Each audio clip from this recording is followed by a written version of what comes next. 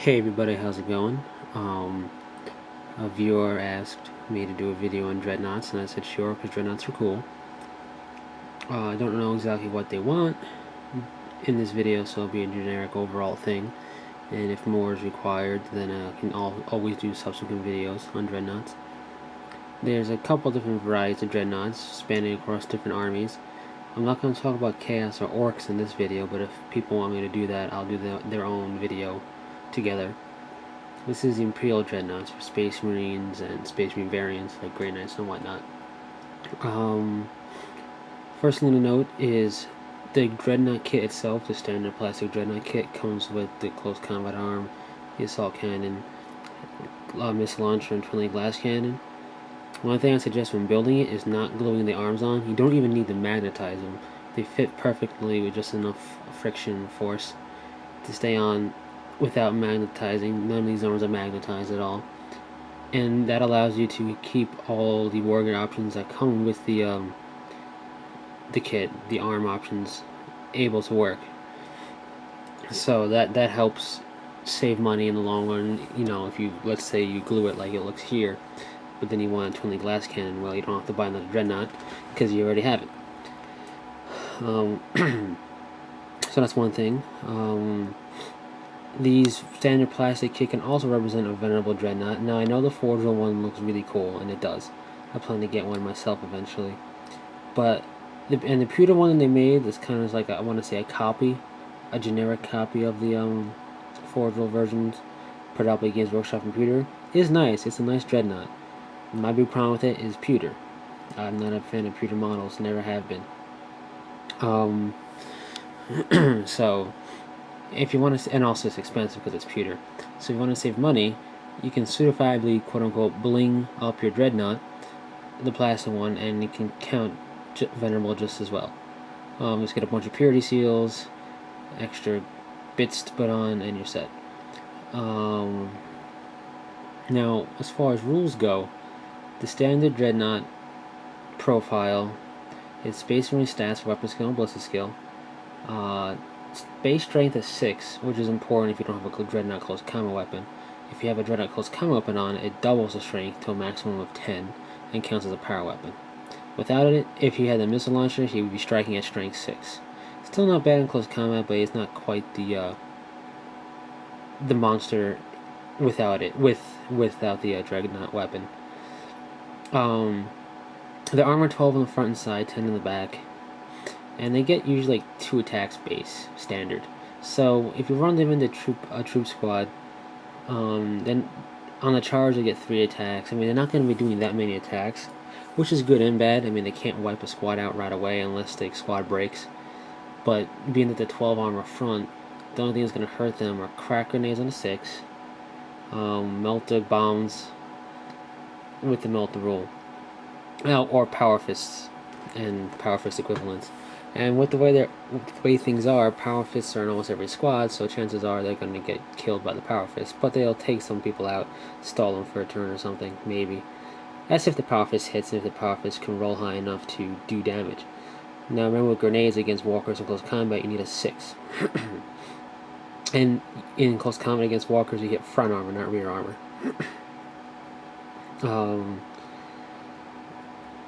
The nice thing is, most standard infantry won't be able to hurt it.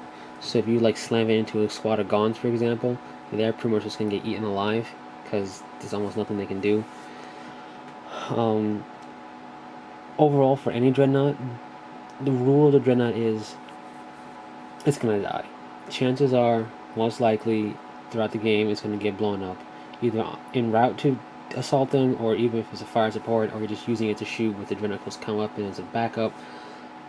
It's going to get blown up. It's going to draw fire because it's got good armor, better armor than some transports, and it's going to have good weaponry. It's going to be able to move and shoot its weapons all the time. Meaning that it can move its full move, which is only 6 because it's a walker, but it can shoot. It's not going to be bogged down too bad by difficult terrain because it works the same way as infantry, so it's just difficult. It's not dangerous for them. So where vehicles can go, a walker can go. I should say where vehicles can't go safely, a walker can go safely. So they're going to get targeted and blown up. So be prepared for that. Factor it into the fact of your tactics when using them. Pretty much the standard Dreadnought has a bunch of weapon options aside from the ones I've shown here. A few other ones. They can't take a second Dreadnought close combat weapon. Only the Furiosa Dreadnought and the Ironclad have a second Dreadnought close combat weapon. But one thing they all can take, and that comes standard on the Ironclad, is extra armor, and I suggest taking it. And the last thing you want to be is stunned and not be able to move. You want to be able to move into or out of trouble. Always. Other than that, the Dreadnought is pretty standard throughout the codices. How you equip it is up to you. The assault cannon is nice, so is the twin-link glass cannon. It has other options like twin-link autocannon, multi-melta, stuff like that, which you can either convert or get forgeable bits for, or use a multi-melta from the Assault and Black Ridge kit. The Venerable Dreadnought is the same thing as the Standard Dreadnought, only it has weapon skill, ballistic skill 5, and it has a Venerable rule in it built in, and it costs more. Now that's only in the Space Marine generic codex. So stuff like Dark Angels here, you can upgrade this Dreadnought to be Venerable for like 20 points or 25 points or something. And Furiosas can do the same thing. Now Ironclads have a built-in melted gun in one of their weapons, the Seismic Hammer, which adds +1 to vehicle damage rolls. The nice thing with the Ironclad, it has move through cover, so it can breach gaps and breach ruins quicker. It can take like hurricane bolts, which is okay. The nice thing is it can take 200 kilo missiles, so you can really, the one-shot wonders, but chances are you might be able to pop that transport and whatnot. Its armor, and also the Ironclad is armor 13 on the front and side, so higher survivability. The downside is it's a short-ranged Dreadnought. It's meant to get in there and assault it. But I don't know, I like it. The new model looks cool. The other Dreadnought left is a Furioso. And the Furioso is the original close combat Dreadnought, I suppose. It has 2 Dreadnought close combat weapons. You can't switch them out for anything. You can take... one of them has a melted gun, I believe. The other one has a Stormbolter, which can be given a Heavy Flamer. I suggest giving the Heavy Flamer to all Dreadnought close combat weapons, just because you might as well. Keep the melted gun when you can, but you want to take the Dreadnought Heavy Flamer. It's a higher strength. You can hit more in a squad. It'll make its points back easier if it gets into range. That's the only thing, is it has to get into range. Other than that, the Furiosa Dreadnought has got the same profile as a regular Dreadnought. I think it has 1 extra attack base. You can make it Venerable, and you can also make it Death Company, which gives it, I think, an extra D3 attacks or so. I forget. It gives it extra attacks, which is nice. It can make it pretty dangerous against vehicles and infantry squads. But as I said, remember, it's going to be a target. Other than that, there's not too much to say generically.